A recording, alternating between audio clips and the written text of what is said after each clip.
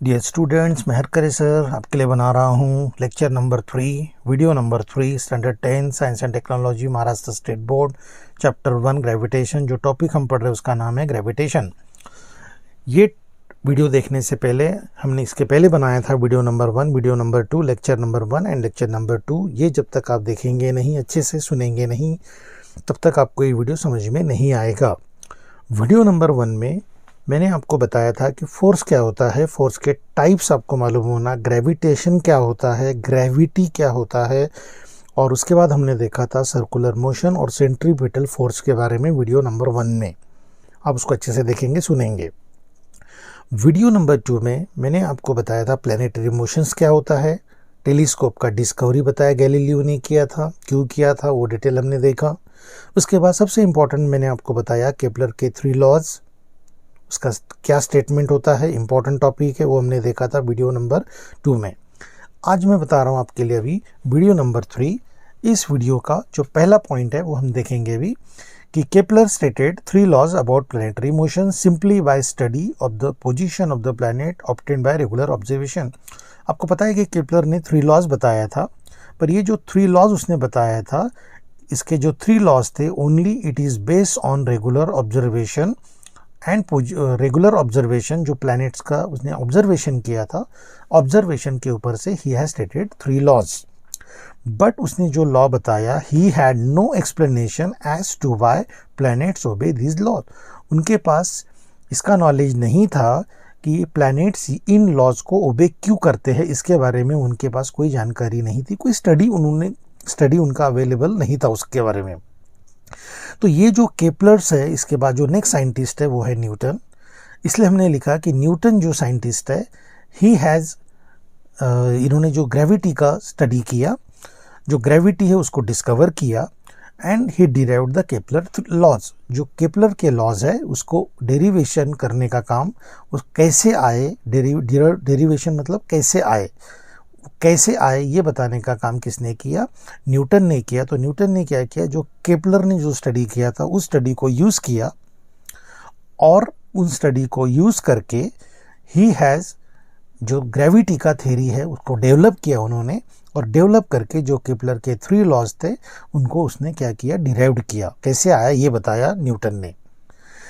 उसके बाद हम देखेंगे Newton's universal law of gravitation क्या होता है।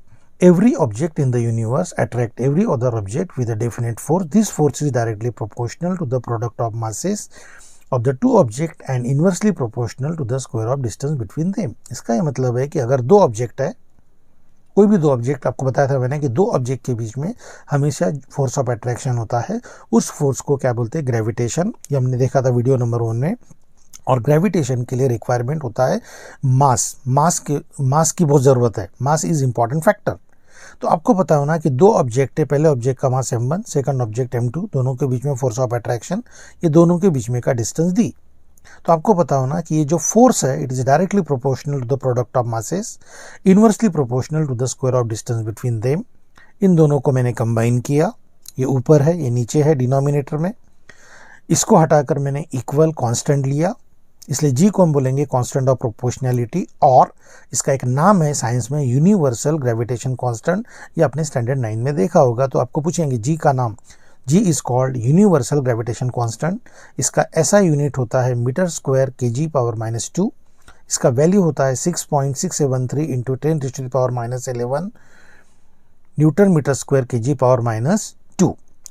अब आपको ये याद रखना है कि यहाँ पे डायरेक्ट प्रोपोर्शन है। डायरेक्ट प्रोपोर्शन का मतलब होता है कि अगर मास ज़्यादा है तो फोर्स ज़्यादा रहेगा, मास अगर कम है तो फोर्स कम रहेगा। डायरेक्ट मतलब अगर एक क्वांटिटी बढ़ती है तो दूसरा क्वांटिटी भी बढ़ेगा, और एक क्वांटिटी अगर कम होगी तो दूसरा भी कम होगा। इन्वर्स में अलग है, इन्वर्स में उल्टा है कि अगर एक क्वांटिटी कम होगी तो दूसरी बढ़ेगी, और दूसरी अगर बढ़ेगी तो पहली क्या हो जाएगी, कम होगी। अगर डिस्टेंस ज़्यादा है तो फोर्स कम रहेगा, और अगर डिस्टेंस कम है तो फोर्स ज़्यादा रहेगा। इसको साइंस में बोलते हैं इनवर्स स्क्वायर लॉ। और यहाँ डी का मतलब होता है distance between sun and planet. अब हम देखेंगे यूनिफॉर्म सर्कुलर मोशन क्या होता है। आपको मालूम है, इसके पहले के क्लासेस में आपने पढ़ा है। तो ये जो सर्कुलर मोशन है, इसका एग्जाम्पल है earth revolving around the sun, planets are revolving around the sun. Moon is revolving around the earth. These are all example of uniform circular motion. और ये जो यूनिफॉर्म सर्कुलर मोशन है, जो planets का motion around the सन है, इसके लिए responsible होता है जो फोर्स, उस फोर्स को बोलते हैं सेंट्रीपिटल फोर्स। इसलिए हमने लिखा centripetal force is responsible for circular motion. F equal mv² upon r। F मतलब फोर्स, सेंट्रीपिटल फोर्स, m मतलब मास, v मतलब वेलोसिटी जो रिवॉल्व हो रहा वो, r मतलब रेडियस। अब हम देखेंगे, इसमें लिखा है कि Newton's conclude that the centripetal force which is the force acting on the planet is responsible for it circular motion. Circular motion जो है उसके लिए रिस्पॉन्सिबल जो फोर्स होता है उसको बोलते हैं सेंट्रीपिटल फोर्स। और जो planets are revolving around the sun because of this centripetal force.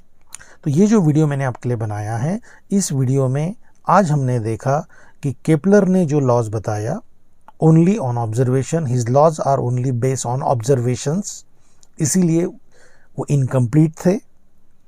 उन लॉज को कंप्लीट करने का काम न्यूटन ने किया, उसका डेरिवेशन लिखा, कैसे आया ये बताया।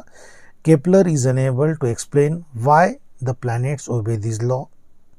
न्यूटन्स लॉ ऑफ ग्रेविटेशन आप याद रखेंगे, directly proportional force is directly proportional product of masses, inversely proportional square of distance between them.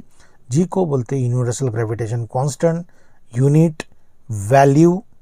Circular motion के एग्जाम्पल्स, उसका फार्मूला सेंट्रीपिटल फोर्स का, centripetal force is responsible for uniform circular motion. ये सभी आपको याद रखना है। आज हमने देखा वीडियो नंबर 3 लेक्चर नंबर 3 में। तो सबसे पहले आप जो मैंने वीडियोस इसके पहले के बनाया, उन वीडियोस को आप देखेंगे, सुनेंगे अच्छे से और बार बार उसको सुनना है, क्योंकि साइंस ये डिफ़िकल्ट सब्जेक्ट है। जब तक आप बार बार इसको सुनेंगे नहीं, देखेंगे नहीं, आपको ये समझ में आएगा नहीं। और अच्छे मार्क्स स्कोर करने के लिए इसके नोट्स भी आपको कॉपी में बनाना है, अच्छे से लिखना है और प्रॉपर वे में आप क्या करेंगे, स्टडी करेंगे। Thank you.